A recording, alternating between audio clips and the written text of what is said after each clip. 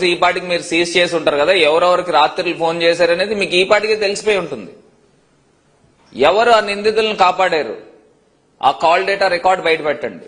అదేవిధంగా నిందితులు ఆ రోజు రాత్రి షెల్టర్ ఇచ్చిన వాళ్ళు ఎవరు, వాళ్ళ సిగ్నల్స్ బట్టి మీరు ట్రేస్ చేస్తే ఇవాటికి మీకు ఇన్ఫర్మేషన్ ఉండి ఉంటుంది. మాకున్న సమాచారం ప్రకారము ఆ నిందితులు తిలక్ రోడ్ ప్రాంతంలో నివాసం ఉన్నారు. తిలక్ రోడ్ లో ఏ బడాబాబులు ఉంటారనేది నేను పెద్దగా చెప్పక్కర్లా. తిలక్ రోడ్ ప్రాంతంలోనే వాళ్ళు నిందితులు 3వ తారీఖు రాత్రి వాళ్ళు బస చేశారు. వాళ్ళకి సహకరించిన వాళ్ళు ఎవరు? ఇవాళ నిందితులకి ఎంతైతే శిక్ష పడుతుందో నిందితులను కాపాడిన వాళ్ళకి అంతకన్నా పెద్ద శిక్ష పడాలా.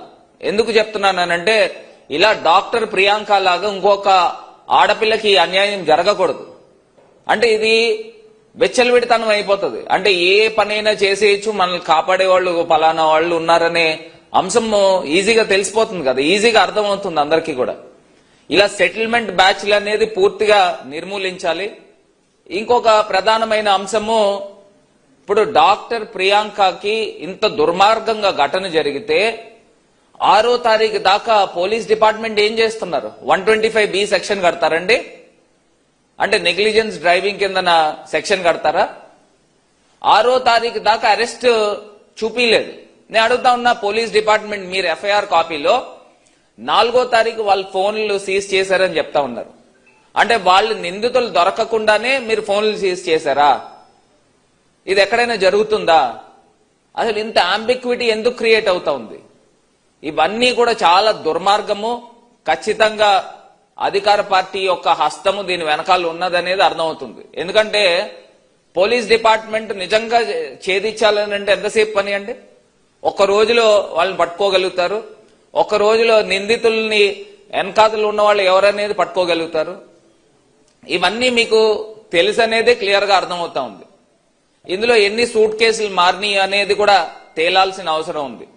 ఒకవేళ కొత్తగా ఆఫీసర్ని గవర్నమెంట్ అపాయింట్ చేశారు, ఆయన పేరు పాటిల్ దేవరాజు గారని ఒక ఆఫీసర్ని అపాయింట్ చేశారు, బాగుంది. ఆయనకి సహకరించే వాళ్ళు ఎవరండి? ఇదే సేమ్ సిఐ బాజీలాల్ ఎవరైతే అనుమానాలు అన్ని వేళ్లు అతని వైపు చూపిస్తా ఉందో ఆ బాజీలాల్ అసిస్ట్ చేస్తారనంట. ఇది ఎక్కడైనా జరుగుతుందండి? ముందర ఫస్ట్ అలిగేషన్స్ వచ్చింది ఆ సిఐ పైన, ఆ సిఐని ఇమీడియట్ గా సస్పెండ్ చేయండి. ఎందుకు చేయరండి? సిఐని ఇమీడియట్ గా సస్పెండ్ చేయండి. ఇది కాక ఇంకొక దుర్మార్గమైన విషయం ఏంటంటే డిఎస్పీ ఆ రోజు రాత్రి 9:30కి ఘటన జరిగితే 10 గంటల ప్రాంతం లోపలనే నాకు తెలిసి సెకండ్ షోకి సినిమాకి వెళ్ళాడంట, అదే సేమ్ మాల్ కి. అంటే అసలు మీకు కనీసం మానవత్వం ఉందా రాజమండ్రి పోలీస్ డిపార్ట్మెంట్ గా అడుగుతా ఉన్నా. ఎలా వెళ్ళగలుగుతారనండి? పాపము పాప ప్రియాంక బ్లడ్ 2 లీటర్ల బ్లడ్ రోడ్డు మీద ఉంది. ఆ బ్లడ్ ఇంకా ఎవరు కూడా తుడిచి కూడా ఉండరు. అదే రోడ్డు మీద మళ్ళీ సేమ్ కార్ ఎక్కించుకుని ఈయన డిఎస్పీ సినిమాకి వెళ్ళాడండి. ఇది ఎంతవరకు సమంజసం అని అడుగుతా ఉన్నా.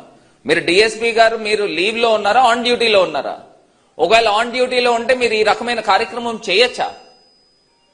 ఇన్ని ప్రశ్నలు ఉన్నాయి. ఖచ్చితంగా ఈ ప్రభుత్వం పైన మాకెవ్వరికీ కూడా నమ్మకం లేదు. ఇవాళ బుట్టా రేణుకా గారు మేము ఇద్దరం కూడా కలిసి వచ్చి జగనన్న దగ్గరకు తీసుకుని వెళ్ళి వీళ్ళకి న్యాయం జరగాలి, ఈ కుటుంబానికి న్యాయం జరగాలి, మరో ప్రియాంకకి ఈ రకమైన ఘటన జరగకూడదు. ఖచ్చితంగా హైకోర్టును ఆశ్రయిస్తాము. ఈ ప్రభుత్వము మీకు చిత్తశుద్ధి ఉంటే ఈ నిందితులను సహకరించిన వాళ్ళు